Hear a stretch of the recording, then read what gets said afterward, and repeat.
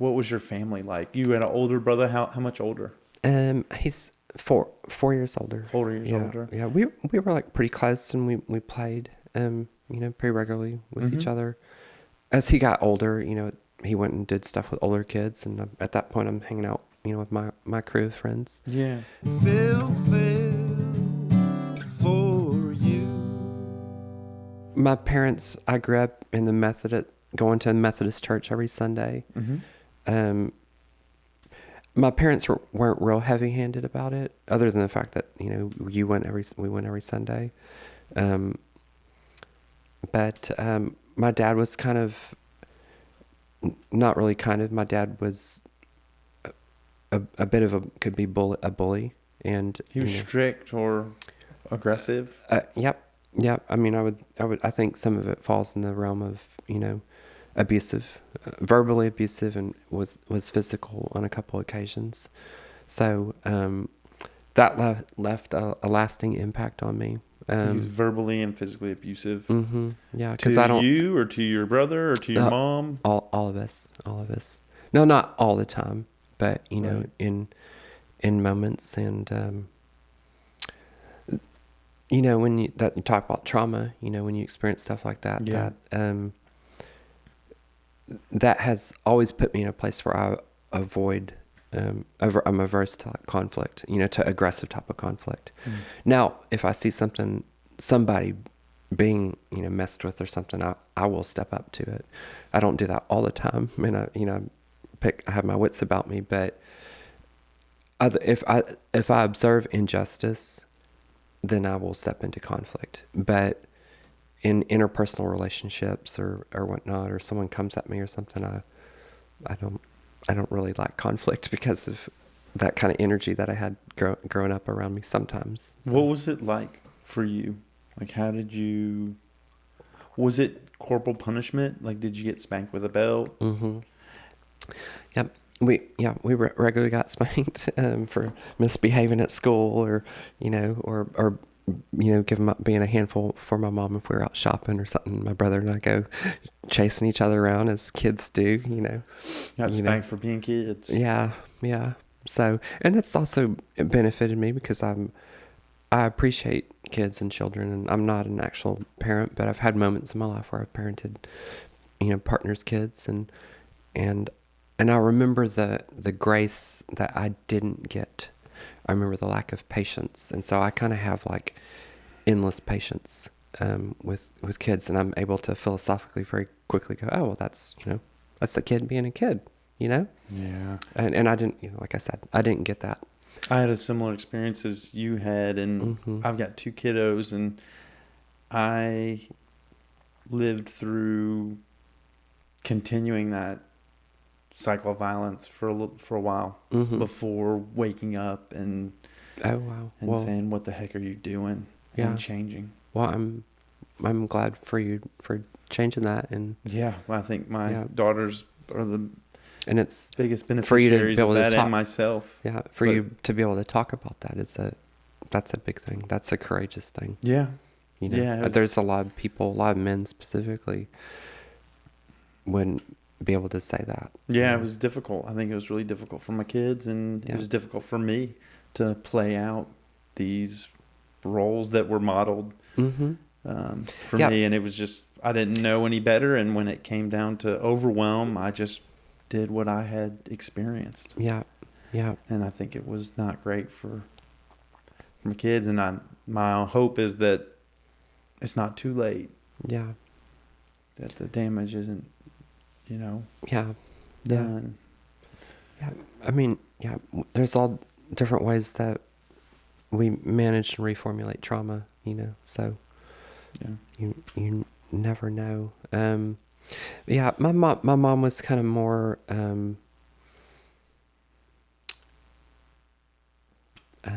like, I don't know, I would say the word that comes to mind is like, I pause on it because she's not like now when I see her and experience her, but it seemed growing up that she was more kind of passive. And the reason why I bring that up is because I've always been attracted to people and women who are more not passive, who have more, presence and more energy. And to be frank, to be honest, I think my mom was probably just tired, and had to deal with a partner who wasn't real supportive. My dad worked, brought home the money, and came home, watched TV, and slept, and went back to work, And my mom, cooked, took us to school, took us to like practices, whatnot. But when I looked at both my parents, I didn't see any sort of passion. I didn't see much manifestation of interest. My mom did choir, and she liked to sing and stuff. But I say this, I don't want to sound, it sounds judgmental, but I also want to be compassionate, is that I didn't see them living life with like zest or interest. Mm-hmm. And that left an impact on me. We didn't ever travel.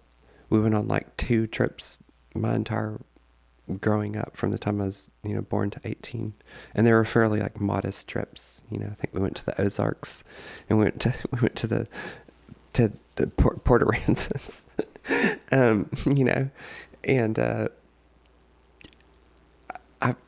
I didn't think this stuff as a kid, but when I was about 20 years old, 19, I had an anxiety breakdown, and I had to rebuild myself from the ground up. I think there were a number of things going on there, but one of the things, I think I was on the edge of adulthood, and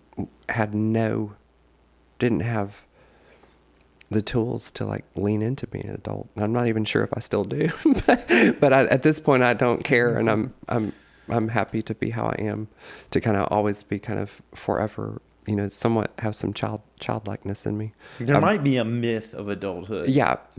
We might just be older. But I think in the model that I grew up in, and I was sitting here going to UNT, University of North Texas, and my parents had just divorced, and I think, oh, my family's gone. But when I look back, what was my family? It was a pretty, I don't know if my mom will ever see this, but it was pretty boring, Or loveless, or passionless. There was definitely love, but yeah, passion and interest, and it was manifested a little bit. Something about like being a group that goes out and explores the world together. Yeah, adventurers and explorers. Yeah, we just didn't do that, really, Yeah.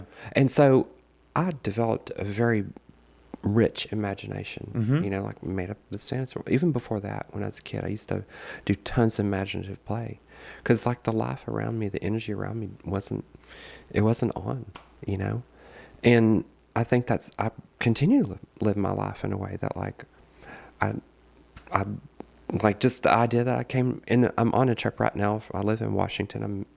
Been in Denton. I'm doing a trip within a trip. Come down here and do this interview. Like, let's do it. Like, not that that's like the most adventurous thing, but, and it's not just about traveling, but just pursue a new interest, or go out on a date with this person who I never thought I'd go out on a date with. Let's try it. Let's go for it. Yeah. Something about saying yes to experience. Yeah, because I lived in this way that was very contained growing up. And then I had this like anxiety breakdown, at 19 and 20. And I had to realize that my parents hadn't built much of a foundation for me. They hadn't role and I don't modeled say for that, you. yeah. And I don't say that to like guilt, to hopefully, and it's not meant to hurt them, but and I didn't know what to do. Maybe they had taught you how not to live. Yeah, it was very contained and very safe, and so then I'm like, how do you do this?